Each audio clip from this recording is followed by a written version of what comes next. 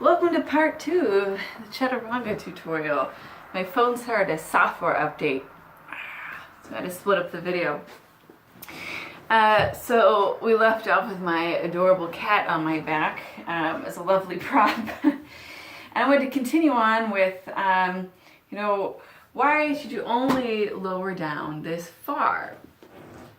I briefly mentioned you don't really want to dip the shoulders forward. This causes all of your weight to go into the collarbone, which is not the strongest connection of joints in the body. In fact, it's really interesting. Your shoulder, the only skeletal connection of the arm to the rest of the body is where the collarbone and the sternum connect, which means that if you didn't have any muscle in your arm and all you had was ligaments connecting your bones together, your collarbone would swing down all the way by your belly button pretty much, and your arm would be hanging all the way down by your leg. So by dumping all of your weight into that collarbone, you're weakening the joint here. Also, when the shoulders dip forward, it's impossible to keep the neck in good alignment, which is going to cause a lot of strain in the neck, which is why it's good to think about using all of the muscles from the leg up the torso, through the chest, back into the shoulder, and supporting the neck. So what if you have to move into something like cobra? Well, instead of dropping all the way down to the floor, what we can do is pause here at that halfway point. So I'm going to inhale, broaden, exhale, lower down. Now my shoulder's going to stay the same. I'm inhaling to extension in the spine. Then on the exhale, I'm going to suck up my core and then put my shoulders to protraction.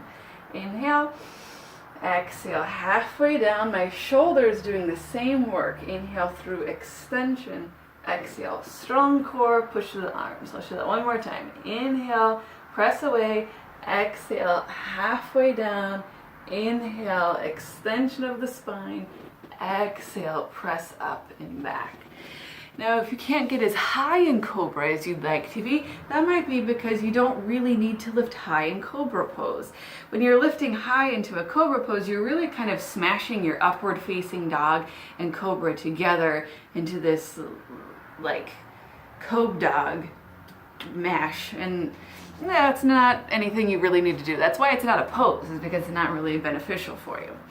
If you're moving from Chaturanga into upward dog, you should be at your toes. You really want to be strong enough through the shoulder and your core and your hip flexors to be able to get into upward facing dog. So that should be from the toes. And I'll show that in a different video on a different day. But always follow up a lot of shoulder work, like chaturangas or push-ups, with neck stretches. So follow and watch my 8 directions of the neck video. This is a great way to follow up any sort of shoulder work. Hope you found this helpful. Please subscribe.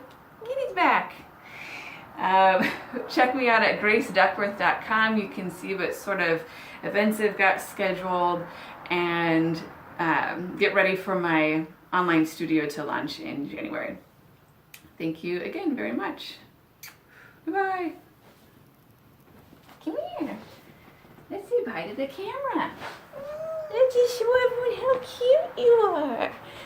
Just look at her.